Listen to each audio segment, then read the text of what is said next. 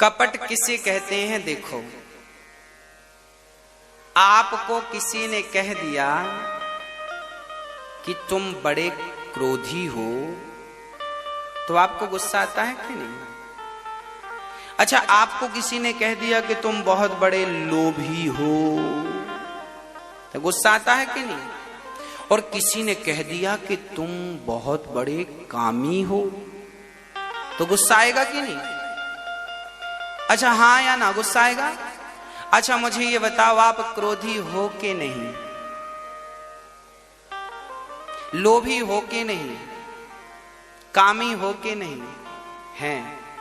हम कामी भी हैं, क्रोधी भी हैं, लोभी भी हैं। पर हमें कोई कह दे कि तुम क्रोधी हो तो गुस्सा। हम अपने बुराई को ठीक नहीं करेंगे, हमें जो बोल रहा हम उस पर टूट पड़ते हैं। हमें कहता कामी, हाँ, मेरी मां, जो तुम हो, तुम जो हो एक बार वो स्वीकार कर लो, और यही पूरी जिंदगी में आदमी कर नहीं पाता। आप किसी से कहो कि तुम बहुत बुरे आदमी हो, तो वो व्यक्ति अपनी बुराइयां तो ठीक नहीं करेगा और आपको पिटवा और देगा। हमें बुरा कहता, मारो इसे, हमें बुरा कहता। लो, यही कपट है। जो बुराई तुम्हारे भीतर है तुम उसे तो ठीक कर नहीं रहे हो, और जो तुम्हें बता रहा है कि तुम्हारे में ये बुराई है वो तुम उस पर चिल्लाने लगे। यही कपट है।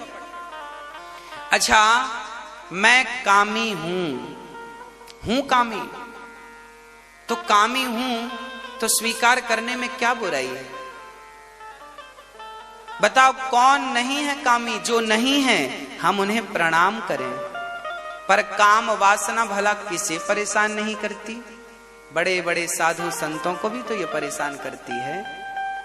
हाँ, सबके भीतर काम वासना भरी पड़ी है, स्त्री हो पुरुष हो, है सबके भीतर, पर सब लोग बड़ी चतुराई से छिपा रहे हैं, प्रकट ना हो जाए।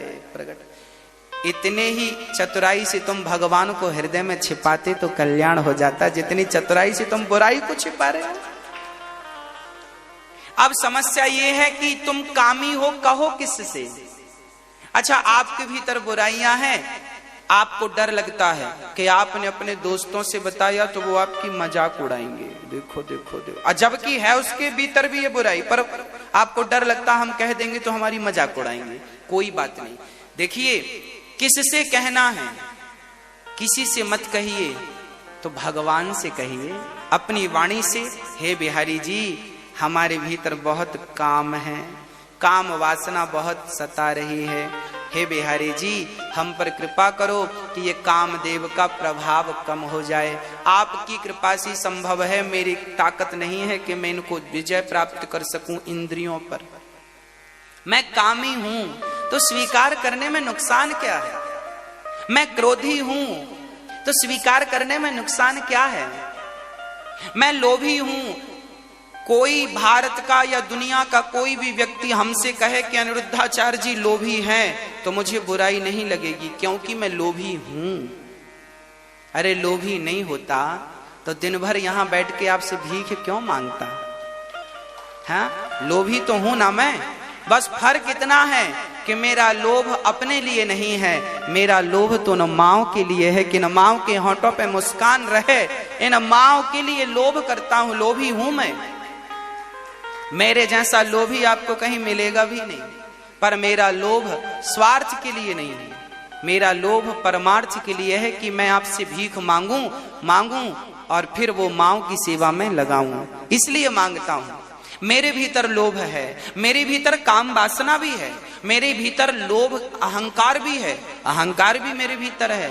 अरे सच कहूं मेरी मां, इस सृष्टि में कोई बुराई ऐसी है ही नहीं जो मेरे भीतर नहीं पाई जाती।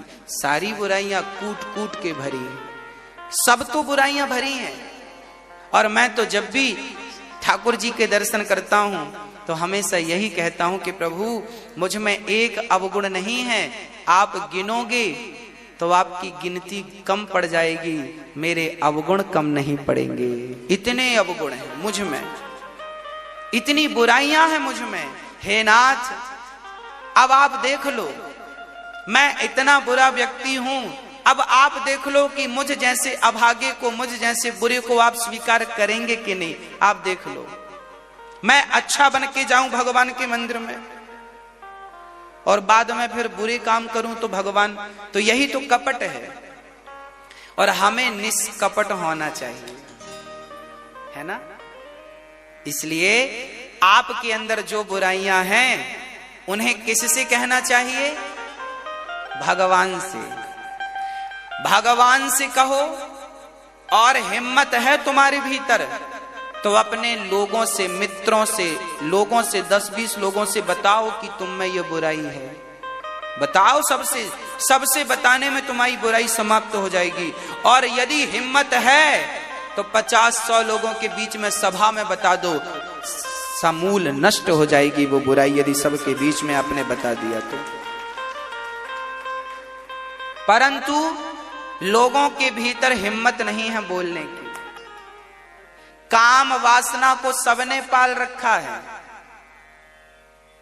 पर हिम्मत नहीं।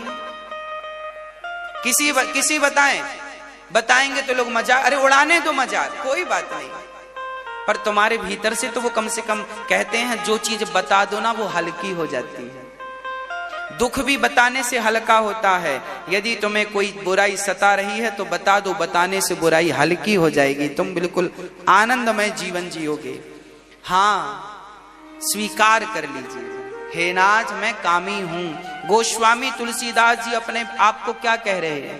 गोस्वामी जी कह रहे हैं, मौसम कुटिल कौन खल कामी। गोस्वामी तुलसीदास जी अपने आप को क्या बता रहे हैं? खल, मैं खल हूं, मैं कामी हूं। ये बात तुलसीदास जी ने क्यों लिखी है? ये बात इसलिए नहीं लिखी कि वो खल हैं, वो कामी है। वो भगवान के सामने अपनी बात रख रहे हैं कि प्रभु देखो, मेरे भीतर भी ये बुराइयां आ सकती हैं, पर आपकी कृपा होगी तो ये बुराइयां आएंगी नहीं। जो भगवान से जुड़ जाता है वो सारी चीज बता देता है। कपट नहीं होना चाहिए। आपने कोई चीज छिपा के रखी है तो वो कपट है। और भगवान को भक्त का कपट बिल्कुल भी अच्छा। एक बात बताओ, आपका पति आपसे कपट करे तो क्या आपको भाएगा? आपकी पत्नी आपसे कपट करे तो क्या आपको भाएगी? अरे भाई, आप बुरी हो ना तो कह दो कि हाँ हम बुरे हैं, कह दो ना, स्वीकार कर लो। सदा सदा के लिए वो चीज खत्म हो जाएगी। अब सामने वाला स्वीकार करे ना करे, भाई हूं, कम से कम कपट का पाप तो नहीं लगेगा। हाँ, पाप तो नहीं लगेगा।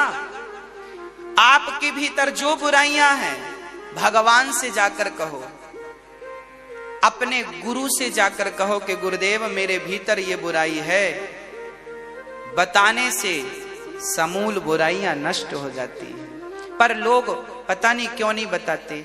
आप अपनी बड़ाई तो बड़ी गाते हो। आपने एक अच्छा काम कर लिया तो 50 लोगों से डिंडोर, सुनो जी हमने ये किया, अच्छा किया। तारीफ सुनने का मन करता है, तारीफ हमारी, हमने अच्छा किया, हमने अच्छा किया। हाँ, आप किसी का भला कर दो और देखो फिर सबको, देखो हमने तो भलाने का भला किया, तब तो ये हाँ,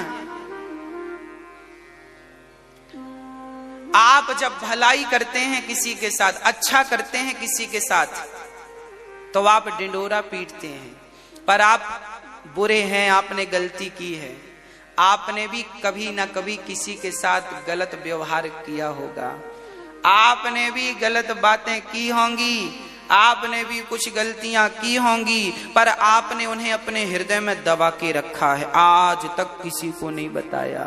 और वो बताया नहीं है पर आपको पता है। और याद रखना, यदि आपने किसी को बता दी होती तो आप भी भूल गए होते, पर आपने बताई नहीं इसलिए आपने याद रखा, और वो बातें आपको बाद में चुभती रहती हैं। यही कपट है। भगवान कहते हैं जब तक तुम्हारे भीतर कोई बात है तब तक मैं तुम्हें स्वीकार नहीं करूंगा। मोहि कपट छल छिद्र ना भावा।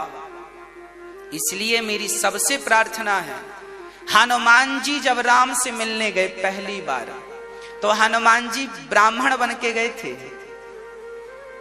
क्या बन के गए थे? ब्राह्मण। जब ब्राह्मण बन के गए तो चरणों में गिर पड़े, राम जी मैं आपका दास। राम जी ने गले नहीं लगाया, ना देखा, पड़े रहो। और जब हनुमान जी अपने बंदर के रूप में आए तो हनुमान जी को राम जी ने गले लगा लिया। क्यों? क्योंकि अभी वो रूप जो था वो कपट का रूप था, रियल रूप तो तुम्हारा, अरे रियल तुम बंदर जैसे भी हो तो भगवान तुम्हें गले से लगा सकते हैं, पर कपट में तो तुम सुंदर नहीं, महा